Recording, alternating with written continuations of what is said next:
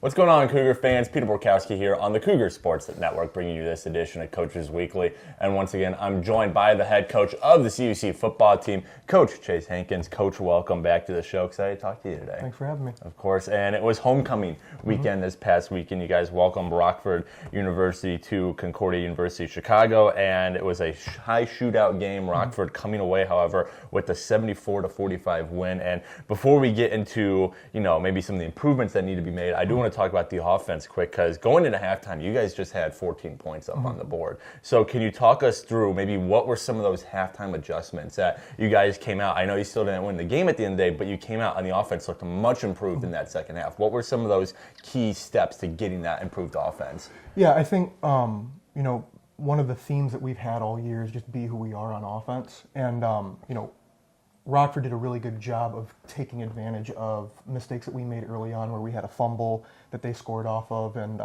doing a really good job of keeping us out of rhythm. But it only really took a matter of time before it was like, okay, let's get back to what our offense does. And luckily we got into a rhythm in that second half, and unfortunately the result didn't end the way that we wanted it to.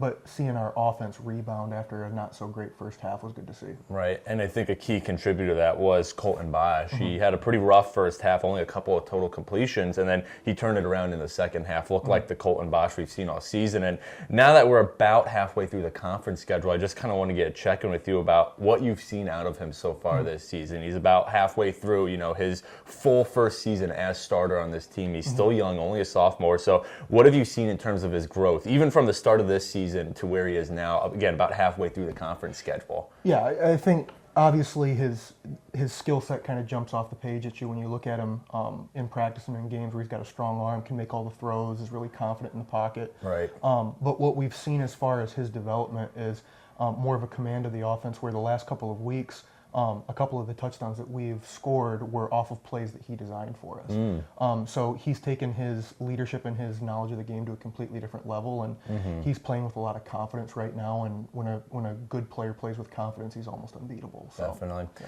Well, now we do have to talk about some of the improvements that need to be made. And once again, the defense was struggling this game. Now, Rockford has a talented offense. Right. I think that should be said. Good quarterback, good running back, good receivers, all that good stuff. But in terms of the defense, I think we saw improvements against that Eureka team, but then they kind of took a step back against this Rockford team. So going into St. Norbert this Saturday, which is not going to be an easy test for you and your squad, just what are some of the immediate fixes this defense can make? I know they're still young, and like you've preached all season, it's a journey with this squad, but what are some of the things that you want to see changed, within this next week, within 2 weeks, that you think this defense is capable of improving on right now? Yeah, just realizing that we are capable of a counterpunch. I think that a lot of times we get hit, and with our defense being so young, they think that that's all that there is to it, when in all reality there's 40, 50 plays after maybe one of those big plays. So what I'm looking for is a little bit of pride and confidence in what we've been teaching and coaching, and pride and confidence in their own athletic ability and with the ability to rebound.